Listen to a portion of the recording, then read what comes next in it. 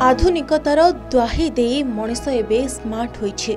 मनीष को आहुरी स्मार्ट करुछि इलेक्ट्रॉनिक डिवाइस जेपरिक मोबाइल कंप्यूटर इत्यादि।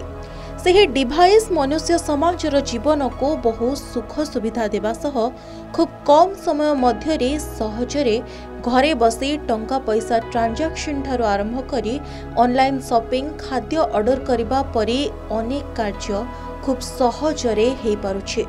इंटरनेट ऑनलाइन माध्यम रे आमर कार्य करिबा शैली बहुत सहज होइछि।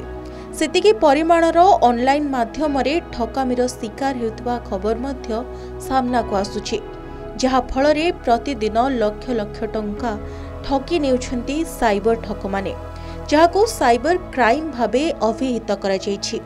सेही साइबर ठकंक जालरे पड़ी प्रतिदिन महिला छात्र छात्री और वरिष्ठ नागरिक माने मानसिक और आर्थिक चापरे रहउछंती।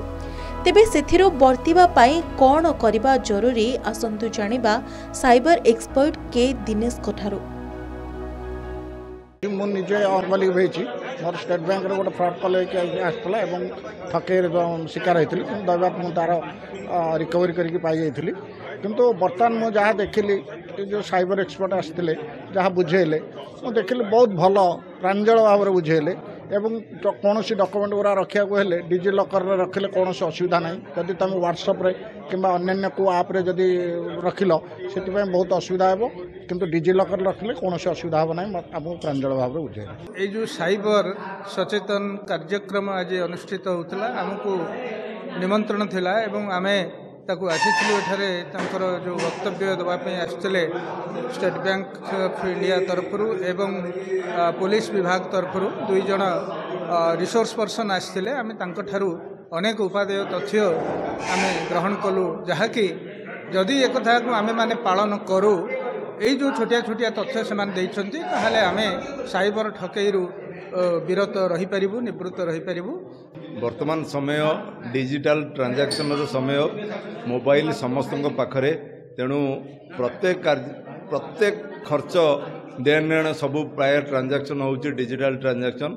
से ग्रामांचल लोक बहुत साइबर क्राइम रे माने क्षति होउची सेमानकर। तेणु सेमानकु अवेयरनेस करने सचेतनता करने ये नागरिक मंचर ये प्रयास विशेष भावे वरिष्ठ नागरिक माने महिला माने युवक माने ग्रामांचल विशेष भावे जेहेतु ये डिजिटल संपर्क रे ज्ञान तांकर टिके कम थाए से ये अपराध टिके अधिक घटे। तेणु वरिष्ठ नागरिक मंच तरफरु से मानकु सचेतन करने आमे कार्यक्रम टिकु आयोजन करिथिलु। खोर्धा जिला टांगीरे गढ़ी उठी वरिष्ठ नागरिक सुरक्षा मंच। खोर्धा नयागढ़ जिलार 30 रु ऊर्ध्व पंचायत रे थिबा वरिष्ठ नागरिक माने परिणत बयस रे किपरि सुविधारे समस्त प्रकार सुविधा सुजोग पाई परिबे सेथिपाई विभिन्न समय रे अनेक सचेतनता शिविर सह सामाजिक कार्य हेउछि। आजिकाली वरिष्ठ नागरिक माने साइबर अपराधर शिकार होई मानसिक और आर्थिक चापरे रहउछन्ति। एहाको दृष्टि रे रखी वरिष्ठ नागरिक माननकु साइबर क्राइम संपर्क रे सचेतन करिबा पई अंटा भिड़िछि आंचलिक वरिष्ठ नागरिक मंच।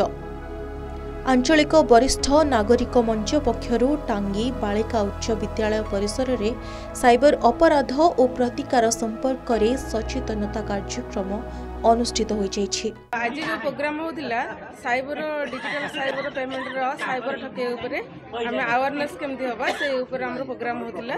तो हमको सचेतन करबा को पड़िबो। हम जेतु ग्रास लेवल रे काम करछु तो एमपीके सीआरपी बैंक मित्र हमर एसएजी मामला को नेके हम काम करछु हम तांको किभली साइबर ठकेरु सचेतन करबा से ऊपर हमको अवेयरनेस करागला। हम मां मानन को भी सेही भली सूचाई दबु।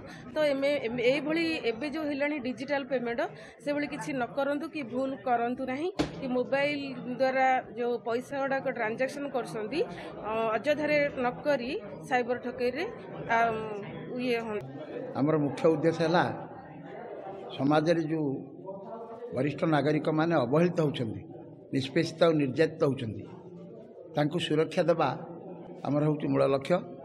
सेथिपई आमे वरिष्ठ नागरिक मंच को सृष्टि करिछु, जहाँफल आम विभिन्न अंचल प्राय टांगी ब्लॉक रणपुर ब्लॉक एवं चिलिका ब्लॉकर 52टा पंचायत को लेकर आम वरिष्ठ नागरिक मंच सृष्टि करूँ एवं 52टा पंचायतर समस्त वरिष्ठ नागरिक मानक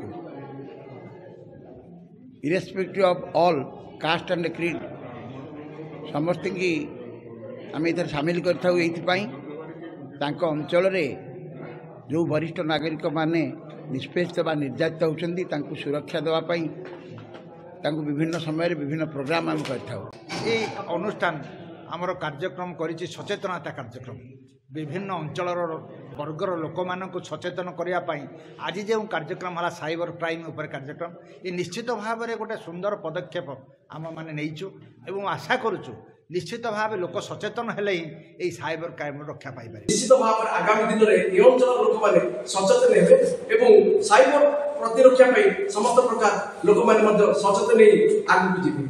खोर्धा जिला टांगी मनोज कुमार नायडू के न्यूज ओडिशा।